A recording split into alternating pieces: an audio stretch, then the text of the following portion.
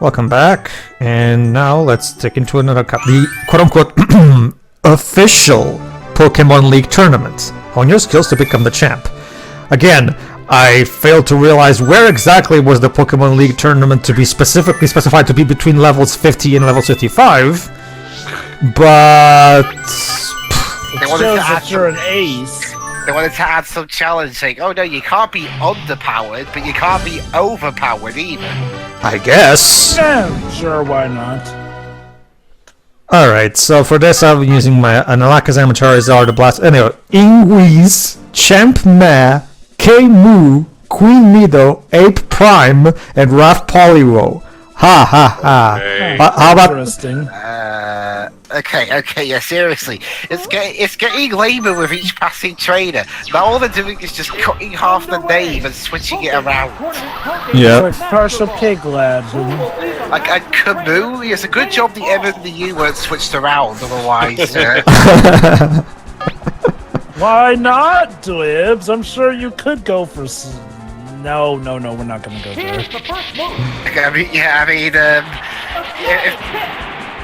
If you banned faster than you can say, well, yeah, that's... What will the trainer do? You know, imagine if they actually named a Pokemon that. I mean, since there's a K in it, it's not what you're thinking. I will say... Unless they made him white. I will say, I can tell, it's interesting the way the naming system is programmed in the Stadium games, because yeah, when it only seems to majorly change the color when you genuinely give them a completely different name. Like if it's something like what these trainers usually do, which is just switch words and terms around, usually the color doesn't change that much, except for Nidoqueen here. Nidoqueen actually definitely... Go on. I cannot get over how Queen Nidoqueen's animations always look like she's shaking her goods at the audience. Yeah. You know, allow me to remind you that this was back when every single kid in the world was playing Pokemon. So... And seriously, imagine sexualizing a Pokemon. Well, it's Japan. Japan will sexualize anything. So... Oh yeah! Gardevoir, Primarina, Lopunny... Java, when it comes to Gen 1, it goes as back as Ninetales, come on. Well, okay, Ninetales literally walks on 4 legs. Again, Java, I don't know this kind of stuff, but I do know how people can get how much people can get the range. So long, Queen Nido. There's a difference in the number of reserve Pokemon. Alright. Even waves. Next. Ingweez. Oh, it's Weezing. No, it's Ingweez. Get it right, Ted. The remaining Pokemon count is 3-1. Unfortunately, they can't really have Ted voice every possible name combination because that's literally impossible. Can you even imagine? He would. Again, it's kind of already a miracle that the Nintendo 64 can hold these many voice lines. Well, it's all thanks to... There's a lot of compression. Well, yeah, actually, exactly, Dwebs. According to the credits, it's all thanks to Factor 5 and their amazing voice compression. Again, the thing also to notice that this, if I recall correctly, was this before or after the expansion pack from Before. DK64? The original Pokémon Stadium does not use the expansion pack. The sequel, however, it does not require it, but if you do have it, it will benefit from it. Okay, fair enough. But this first one does not have any support for the expansion pack, no. If I recall correctly, what Johnny said is real DK64. The other two games that supported it were Majora's Mask, and I forgot what the other one was. I think it was Perfect Dark. No, but Perfect Dark can actually be played without the expansion pack. The problem is that most of the modes will be unavailable to you if you play without the expansion pack. So... And according instead to Nitride, apparently it does cause some problems with some games like Space Station Silicon Valley. Like when it comes to playing Perfect Dark, obviously nowadays the best way to play it is in the remaster for Xbox consoles. So that's not a lot of people don't think to remember that nowadays. Like, I'm really hoping at some point somebody makes a Donkey Kong 64 the compilation so we can have that also available for computers. What kind of battle can I mean, the Majora's Mask, the compilation is now going on pretty smoothly, so should be fun. Alright, Tangalas. What do you think of this one, Dubs? Tangalas? fighting No? punches? Well, I mean, Looks like a bad Pokemon show. okay, maybe it's because my standards have been lowered by the lame names I've seen so far, but this isn't too bad. Well, there you go. That's as the name writer of these playthroughs, Dwebs has given this one the "It's all right," which is a first so far. Hooray. This is suddenly a thing now. Yes, Dwebs is now the name writer of the Pokémon Stadium trainers' names. How did this happen? Well, who else was doing it?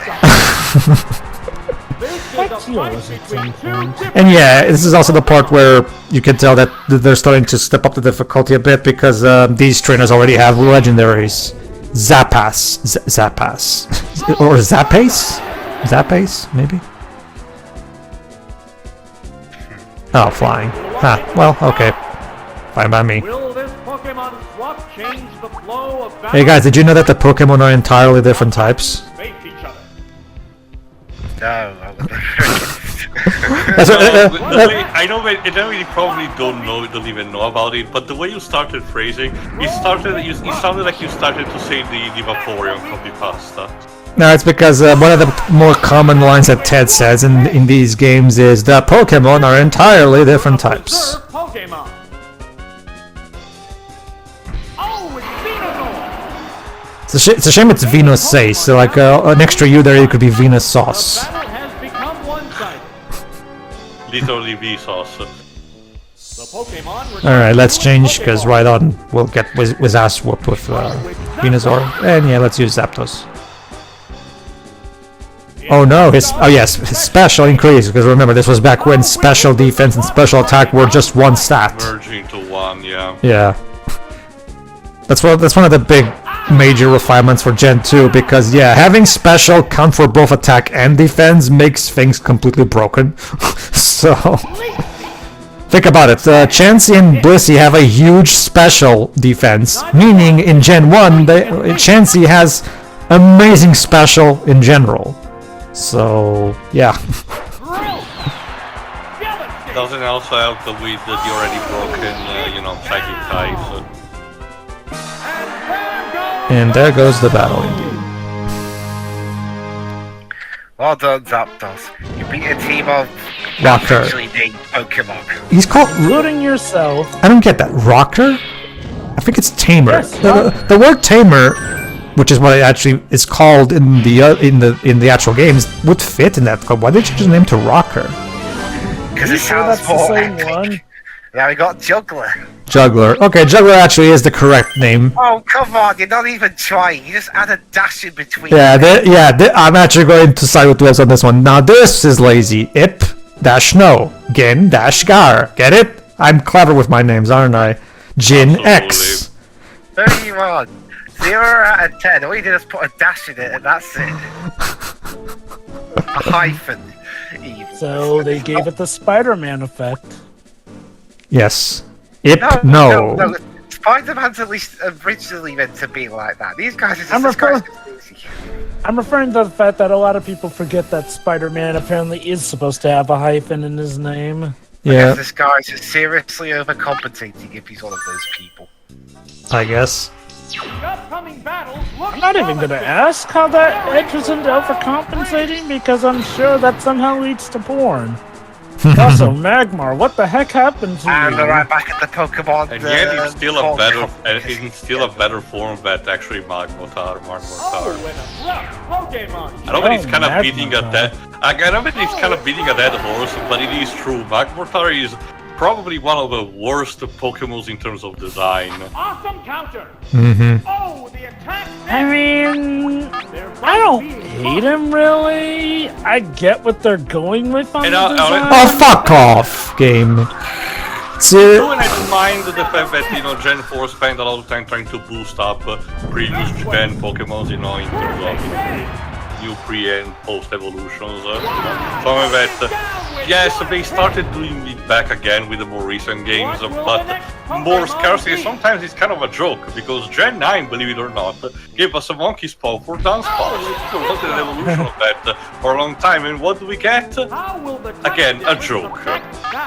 I'm guessing your issue with Magmar is like that his third, well, this evolution feels way removed from Magmar, essentially. They put it this way. No, actually not really. It's just that it's too chunky in that sense compared to its equivalent Electivire, Electivire feels, despite being very different from Electabuzz, still very, makes sense as a natural evolution. While that sentiment is also present for Magmar, it's way too chunky and sometimes a bit too goofy to even look at. Again, one recent trend that is happening is for people to have YouTube-esque video about Michael Rosen using stock phrases from his, videos to describe different Pokemons. And his description of Magmar is fitting. Watch out, everyone. The potato is really awful. So would you have preferred something like this redesign of Magmar? More slender? I guess, but I wouldn't be opposed. I just think what we got was not optimal, that's all. Okay. So how would you have designed Magmar? I'm not a Pokemon designer, Joe. As simple as that. Nowadays, Pokemon can be as simple as those keys that you lost. Yeah, basically. And no, I'm not. And yeah, okay, I'll give them credit though, they still do remain nice and creative. I just love how ubiquitous the concept of what a Pokemon can be is. And now Gen 9 absolutely confirms that, yes, we do in fact eat them too. This is very awkward in hindsight considering the current mobile spin-off is called Pokemon Cafe Mix, which includes preparing a lot of, plates with different ingredients, which could be packaging as Pokemon, so even if they're vegetables. Alright, so Beauty. Next Well, it's a bit late. Well, up until recently, we've been having a British guy. Oh, look at that, Dwebs. Here's the cutesy names we have. Garrody, Cruelty, Meady, Reedy, Sladdy, and Almastadi. I see what you did there, Beauty. Oh, hang on, let me guess. Beauty's a big fan of DDD, but keeps misspelling it as DY, so she just put that at the end of each Pokemon name. That being said, just earlier... I rate these names 4 out of 10. If that was her intent, if it wasn't, I still give it a 4, just for a different reason. I mean, it's more creative than adding a dash, so you get 4 points for that. And I just realized Dwebs is probably the equivalent to Professor Open Pokemon Snap when it comes to yeah. reading. Professor Oak rates pictures, Dwebs rates names. What's that? You risk your life and live to get this picture of this pristine, extremely rare Pokemon? It's so. Yeah. Yeah. You risked your life to come all this way just to give me your Pokemon's name for me to rate. I must commend your skills at navigating that perilous volcano to come all the way to my house. 2 out of 10, get the fuck out of here. Yeah. Alright, yes, Pedro? Seriously, that was on the previous combat. That was just, come on, like I'm fighting a Magmar with my Rhydon, which should be a cinch, and he uses Metronome, and then have all the moves Metronome decides to pick Razor Leaf. Fortunately, it missed. For you. God damn it! Like of all the moves. Hey, come on! Everybody likes Metronome. All right, so Garrody is of course supremely easy if you have Thunderbolt. So bye, Gyarados. So you're gonna fry it. Alright. Like Earl taught us very well in the academy, the damage is quadrupled, which basically, yeah. Oh, hey, we got fried dragon for dinner. There you go. So yeah, sorry, Beauty, but yeah. You fell to this beast.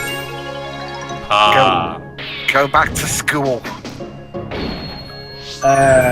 Wrong. That's you're thinking of the Gen 3 lass.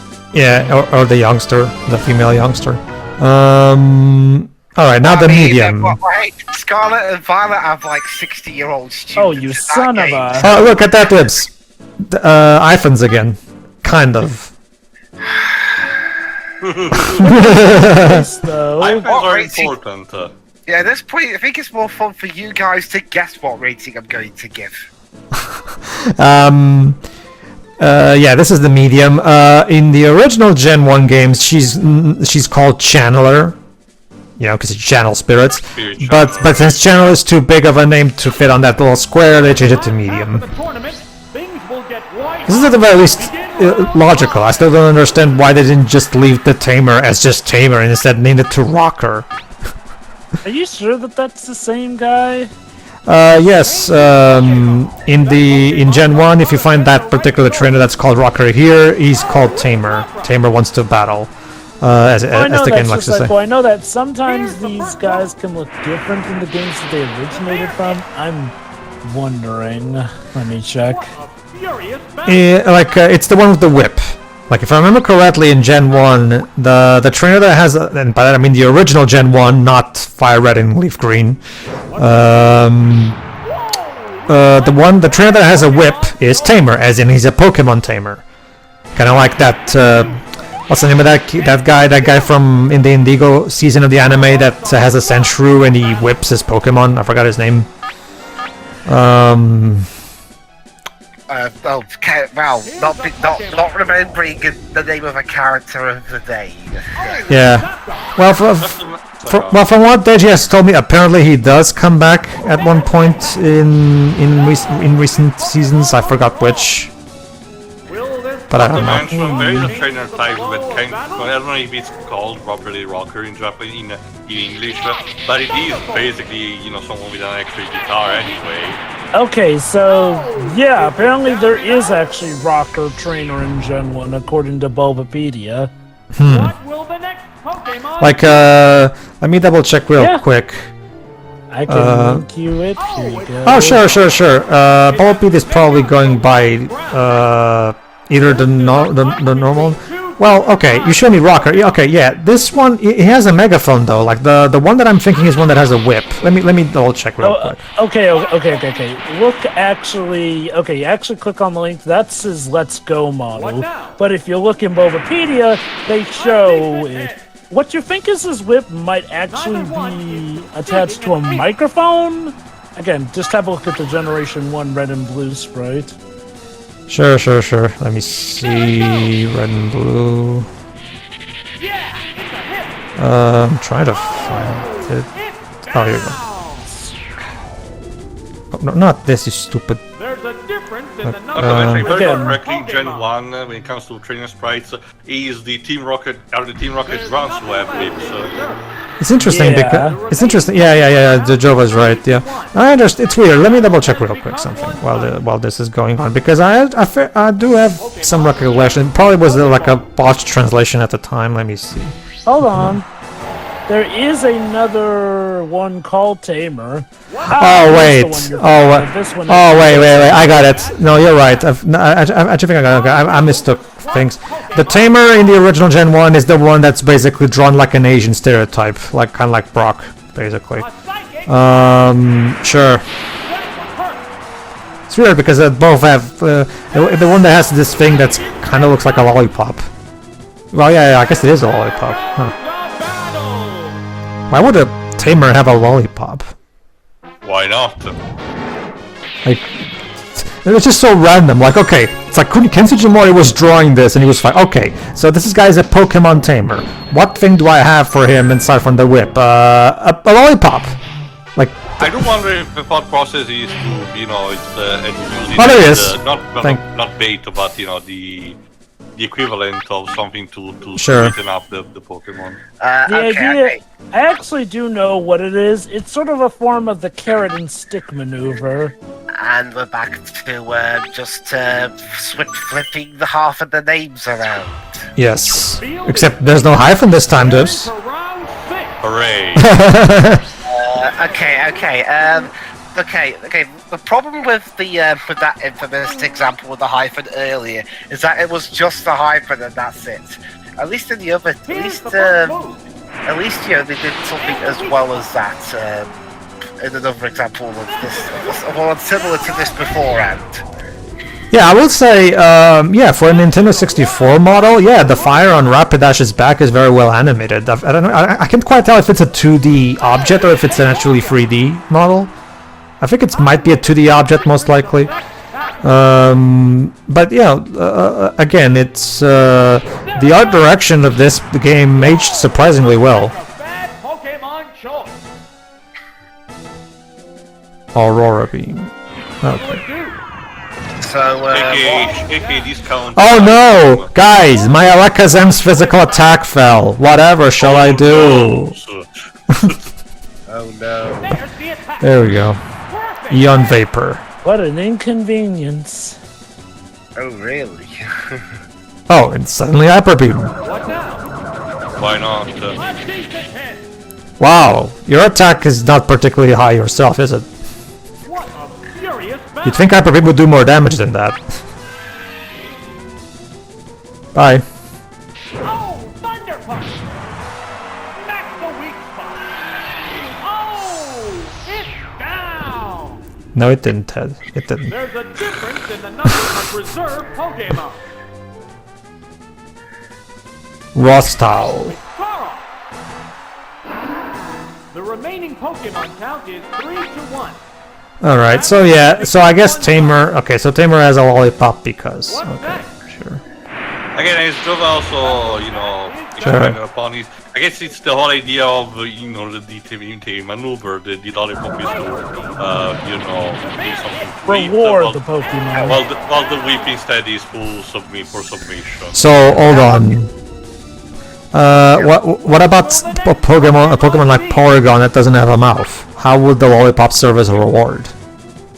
Pedro, I would like to remind, I know that this is going again a bit anachronistic because it hasn't been published yet, but I would like to remind you that in the Mystery Dungeon special, Gengar never opens its mouth and gets feeding a berry on screen. Oh, that long it took Ted Lewis to do all these lines. If I recall correctly, Gen 6 shows that some Pokemon can just mentally eat food. I get that. Yeah, for it's Gen 6 we introduced the Pokemon Me mechanic, we will feed the berry directly to the Pokemon. Well, Dubs, I don't know, I guess they just... Lee doesn't have a mouth. I get the feeling that they just put him in a booth and told him, okay, you have to act super enthusiastic, which is why he always sounds like he's watching the most amazing thing ever made every time he speaks. Sidekick. Alright, and his names are Zamenza, Dabrenza, Guturenza, Mienza, Sharienza, and Zapenza. Okay, why do all the Pokemon names sound like illnesses? I regret to inform I mean, it's better name than Ligma, I guess. But... Okay, you know what? This guy considers Pokemon a disease, so I'm giving him -2 out of 10. I give this one 7 antibiotics out of 10. Yeah, seriously, it's even worse than the laziness. It's just flat out dangerous calling Pokemon a disease. There you go. I guess, If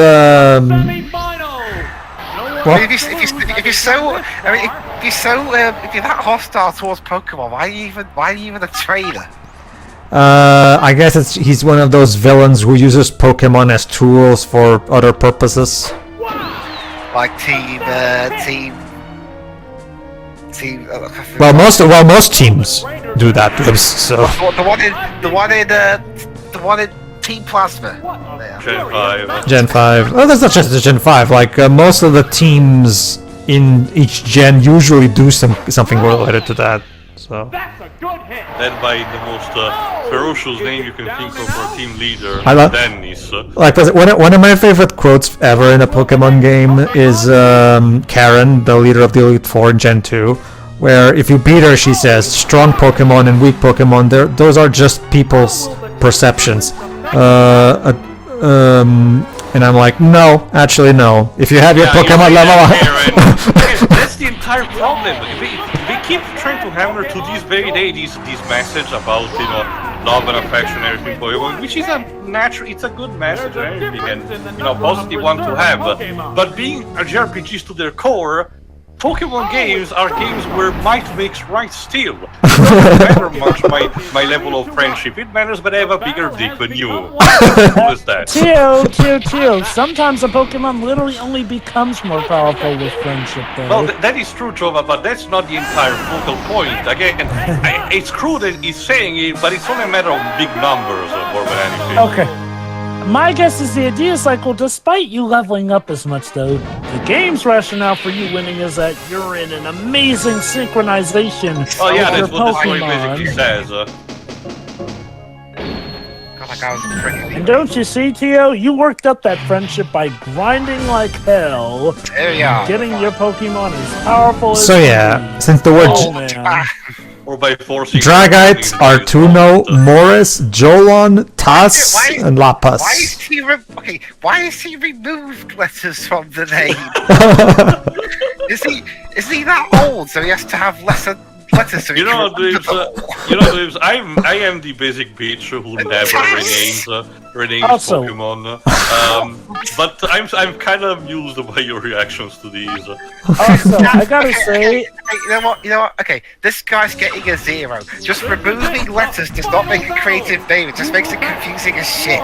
The only reason you're better than the last guy is because at least you don't name your Pokemon after diseases.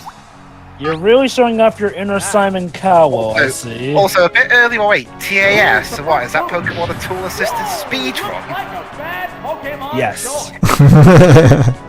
He's just called his Anyway. Pokemon. Yes. Yes, Jova? Anyway, how does this random old man have 2 flipping legendaries in his arsenal? Moltres and Articuno. Same way that guy, but I keep forgetting his name on, I had a fucking Darkrai and a Latios. Because, Jova, in Pokemon Stadium, they built each trainer's team based on what would be a cool challenge rather than any kind of story context.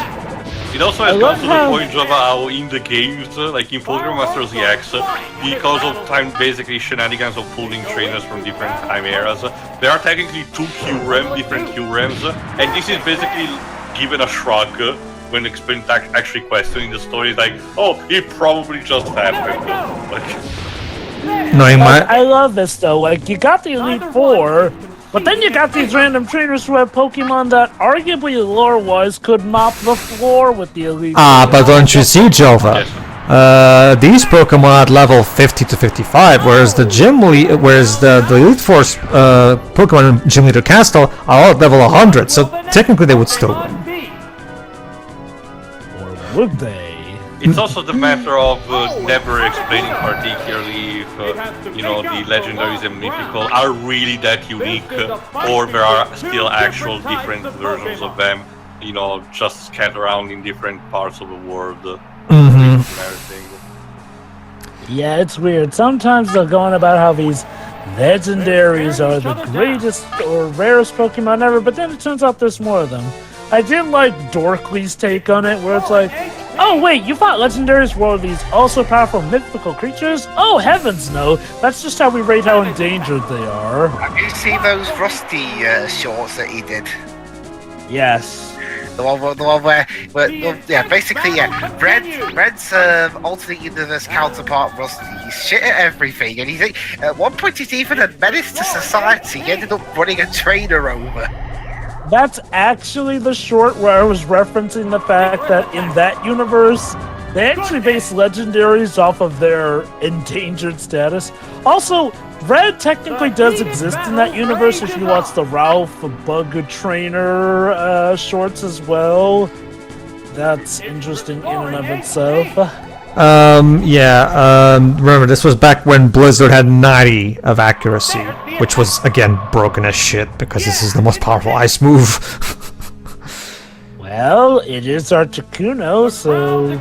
Well, I get that, but Blizzard is 120 power, and it has just as much accuracy as Tackle.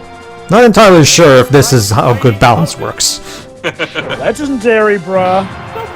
Well, I'm talking about the move itself, not Articuno. Well, my point is that he's a legendary. Of course he would have a move that broken. I guess.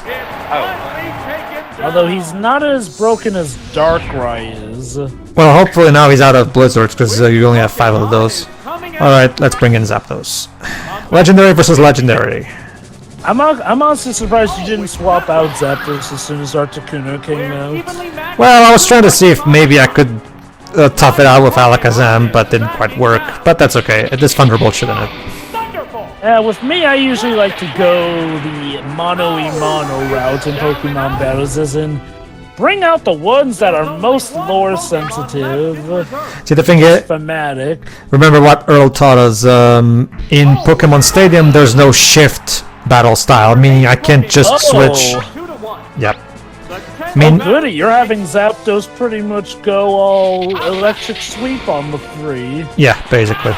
But yeah, since the battles in Pokemon Stadium are on the set style, I can't change Pokemon every time one of my adversaries is about to bring out another Pokemon, like I can in the main games. So I should think twice before I change my Pokemon, because I will waste a turn when I do so.